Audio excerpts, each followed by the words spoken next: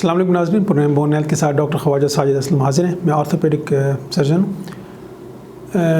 रावलपिंडी इस्लामाबाद में प्रैक्टिस करता हूँ। आज का जो हम पब्लिक अवेयरनेस प्रोग्राम कर रहे हैं वो है मेडिकल एथिक्स के बारे में। Medical ethics basically is a primary thing in medical primary thing base of medical. Unfortunately over the period of time इसको फॉर ग्रांटेड लिया गया और ग्रेजुअली टाइम के साथ साथ ये चीज़ इतनी सेकेंडरी और टर्शरी होती गई कि डॉक्टर्स का भी और पेशेंट्स का भी इस पे तवज्जो ही ख़त्म हो गई। इसकी इम्पोर्टेंस ही एक तरह से ऑब्सलीट हो गई, ख़त्म हो गई। लेकिन जैसे मैंने कहा ना, ये तो प्राइमरी चीज़ है, प्राइमरी चीज़ थी। इसको हम दो पार्ट्स में कर लेते हैं इस प्रोग्राम्स को। एक कर लेते हैं पेशेंट से रिलेटेड, एक कर लेते हैं डॉक्टर से रिलेटेड। पेशेंट से रिलेटेड मेडिकल एथिक्स इस पार्ट में अगर हम डिस्कस करें कि पेशेंट्स के क्या राइट्स हैं या पेशेंट को क्या अवेयरनेस और शऊर होना चाहिए जिसमें वो ये समझे कि उसके क्या राइट्स हैं जब वो हॉस्पिटल में जाता है, किसी मेडिकल रिलेटेड पर्सन से मिलता है, लेबॉर्ट्री जाता है, तो क्या उसके क्या हकूक़ हैं, क्या फ़राइज़ हैं। दूसरे प्रोग्राम में हम डिस्कस कर लेंगे कि मेडिकल पीपल जो हैं उनके क्या राइट्स और क्या एथिक्स हैं। पेशेंट्स के जो एथिक्स हैं, सबसे पहले इम्पॉर्टेंट चीज़ जो है वो है रिस्पेक्ट। पेशेंट जब जाए किसी भी डॉक्टर के पास, किसी भी मेडिकल एरिया में, किसी भी, हम ये मेडिसिन के जिक्र कर रहे हैं, बाकी चीज़ों की नहीं कर रहे हैं, मेडिकल से रिलेटेड। तो जब आप जाएं तो give respect, that's how you get the respect. आप अगर किसी से रिस्पेक्ट से बात नहीं करेंगे तो एक सिंपल सी बात है ना, आप एक डॉक्टर से शाउट करेंगे, डॉक्टर की डिसरिस्पेक्ट करेंगे, आप कैसे एक्सपेक्ट कर सकते हैं, तवक्को रख सकते हैं कि वो डॉक्टर आपके बिलव्ड वन, आपकी मदर है, आपके बच्चा है, आपके वालिद है, उसका इलाज वो अच्छे तरीके से करेगा? कैसे एक्सपेक्ट कर सकते हैं? सिंपल सी चीज़ है ना। आप किसी से लड़ाई करें तो how will you expect that he will give you respect, कि वो आपको कैसे रिस्पेक्ट देगा? तो सबसे अहम चीज़ है रिस्पेक्ट। हाँ, आप उस चीज़ से एग्री नहीं करते हैं, आप सर्विसेज से एग्री नहीं करते हैं, आपके ख्याल में अच्छे तरीके से इलाज नहीं हो रहा, डॉक्टर साहब तवज्जो से नहीं देख रहे, या डॉक्टर साहब ने इलाज ठीक नहीं किया है, या आपको चीज़ों के बारे में नहीं बताया, ये इश्यूज़ हैं ऑल ओवर द वर्ल्ड, ये इश्यूज़ हैं। अगर ऐसी सिचुएशन है तो discuss with the superior person, उससे भी जो बड़ा है उससे बात करें। नहीं होती, आप चेंज द डॉक्टर, किसी और डॉक्टर के पास जाएं, लेकिन शो रिस्पेक्ट। दूसरी अहम चीज़ जो है, मतलब ये मीडिया में अक्सर देखते हैं कि हॉस्पिटल में, किसी क्लिनिक में तोड़ फोड़ की, किसी को मारा, तो उससे कभी प्रॉब्लम सॉल्व नहीं होते हैं। हाँ, इश्यूज़ होते हैं, बिल्कुल होते हैं, पूरी दुनिया में इश्यूज़ होते हैं मेडिसिन से रिलेटेड। आपको कोई प्रॉब्लम होते हैं, डॉक्टर्स है, उसके ऊपर सीनियर डॉक्टर होगा, उसके ऊपर मेडिकल सुपरिटेंडेंट होगा, डायरेक्टर होगा, नहीं तो फिर किसी और हॉस्पिटल, किसी और डॉक्टर। नहीं, सेकंड चीज़ जो इम्पोर्टेंट है वो आपका राइट है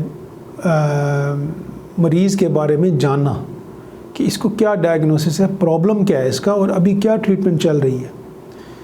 तो अक्सर मेरा अपना मुशाहिदा ये है, अपना क्लिनिकल एक्सपीरियंस ये है कि अक्सर लोग यहाँ पे आते हैं तो दे आर लीस्ट इंटरेस्टेड, उनको बिल्कुल इंटरेस्ट नहीं होता ये जानने में कि मरीज़ को बीमारी क्या है।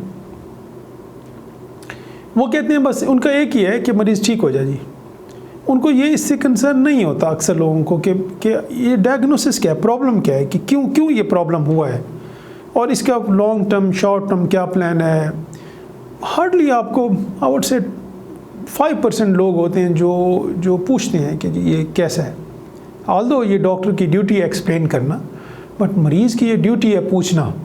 आप इतनी दूर से चल के आते हैं, वेट करते हैं डॉक्टर का, हॉस्पिटल का, आप अपनी जॉब से टाइम ऑफ लेते हैं, आप फ़ीस पे करते हैं, आप तो ये आपकी ज़िम्मेदारी है जानना, पूछना डॉक्टर से कि क्या बीमारी है, क्या इसका इलाज है, ये जो दवाई लिख रहे हैं ये किस चीज़ की है, क्या इसके फ़ायदे हैं, क्या नुकसान है, ये आपकी ज़िम्मेदारी है। कभी भी ये मत कहें कि डॉक्टर साहब जैसे आपकी मर्ज़ी, मतलब किसी डॉक्टर की आपके साथ रिश्तेदारी तो नहीं है ना, वो क्यों डिसाइड करे। आपका बच्चा है, आपका जिस्म है, आपका बाजू है, आपने डिसाइड करना है कि इस बाजू का मैंने ऑपरेशन कराना है या नहीं कराना है। तो मैं एज अ डॉक्टर कैसे डिसाइड करूं या क्यों डिसाइड करूं आपके बारे में। मेरा जो काम है, डॉक्टर का जो काम है, वो आपको आपकी बीमारी की तशख़ीस करना है और उसके इलाज की ऑप्शंस बतानी है। उसको करें ना करें वो आपकी ज़िम्मेदारी है। इसलिए बेहतरीन चीज़ें ये होती हैं कि आप कागज़ पे लिखते जाएं, घर से निकलें उससे पहले कागज़ पे लिखते जाएं जो जो सवाल आपके हैं, वहाँ बैठें और डॉक्टर साहब से पूछें। बहुत से लोगों का ये ख्याल होता है कि डॉक्टर साहब हमें टाइम नहीं देते जी, वो हमारी बात नहीं सुनते। तो जैसे मैंने पहले चीज़ ज़िक्र की है कि अगर कुछ डॉक्टर्स आपको टाइम नहीं देते हैं, आपके सवालों का जवाब नहीं देते हैं, you are not satisfied, change the doctor. बड़ी सिंपल सी चीज़ है, कोई और डॉक्टर तलाश कर लें। लेकिन ये आपका राइट है पूछना।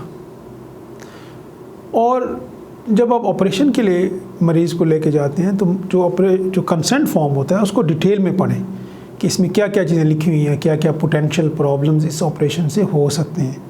उसको जानना और समझना मरीज़ के लिए बहुत ज़रूरी है, तभी आप नीचे साइन कर दें।